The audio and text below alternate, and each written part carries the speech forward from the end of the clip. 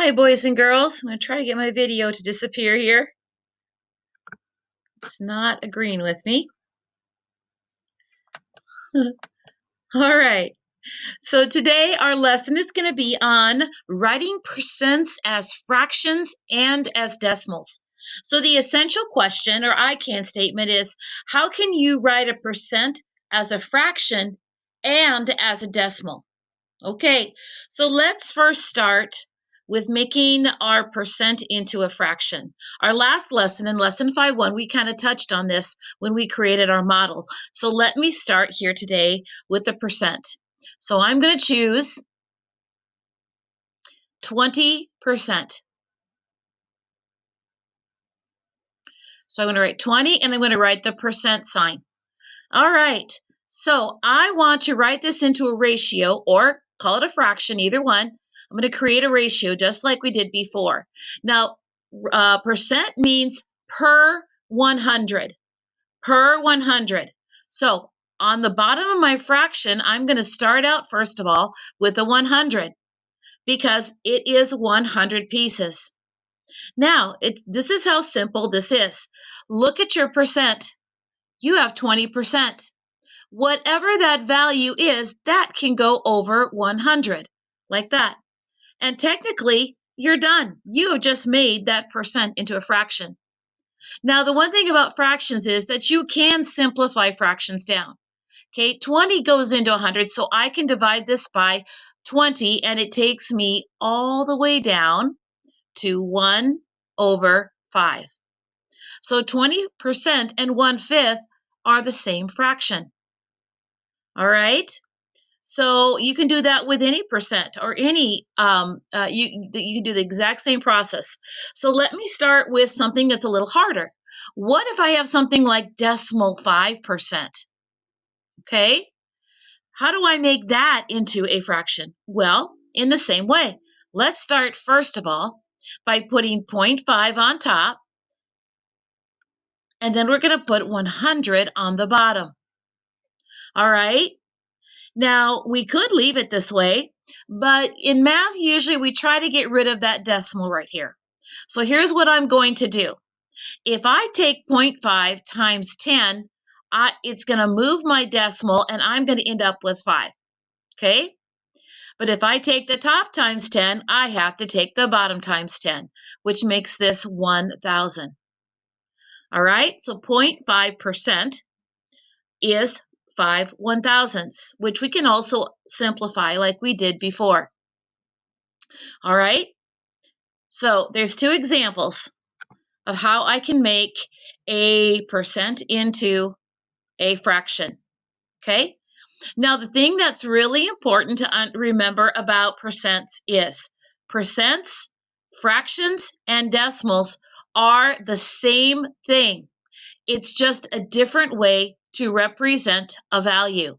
What form do I need in order to use that particular value? Okay, so let's go back to 20%. Okay, we said that 20% was 20 over 100. Okay, so let's make that into a decimal. So if there's 100 on the bottom, let me make my decimal. Hundreds place is 2 out behind the decimal. That's 10 tenths, and this is hundredths. Now, I'm going to take my value, and I'm going to start at the end here, and I'm going to put it in the decimal places. We learned to do that back in chapter 2, I believe. All right? So 20% is the same as 20 hundredths or 20 hundredths with a decimal in front of it. I could simplify that also to 0.2 or 2 tenths. Okay? All right. Let's do another example. I'm going to do one that's a little bit tougher. Let's take one that has over 100%. Okay, so let's say we have 150%. Okay, 150%. So now let's make that into a fraction. We're going to start first of all by putting 100 on the bottom like we have been doing so far, and then I'm going to put the 150 on the top. Now this is an improper fraction. It is, because there's a larger number on top for the one below. So how does this work out? Well, if I divide 100 into 150, I get 1 whole, and then I have 50 hundredths left. That's one way to simplify it. Now, I can also simplify this down even farther to 1 1/2. Okay, but we're not going to get into great detail on that right now. Almost all fractions can be simplified if they're both even numbers, especially.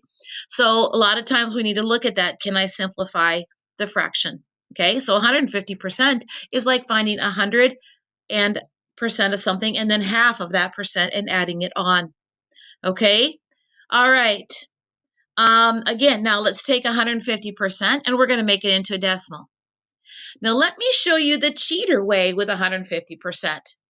Here's what we do. Once you learn how to work a percent, I want you to understand.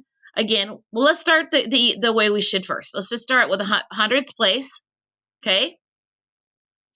Now we're going to take 150%. We got the 0, we have the 5, and then we need to create the 1 in the ones place. Okay, it's that simple. Now, here's the cheater way. Okay. When you have a percent, you start here at the end. And if you want to make that percent into a decimal, all you have to do is move your decimal over 2 places. Notice the top number here and the bottom number are the same. If I take this percent away, I have the exact same value. All right.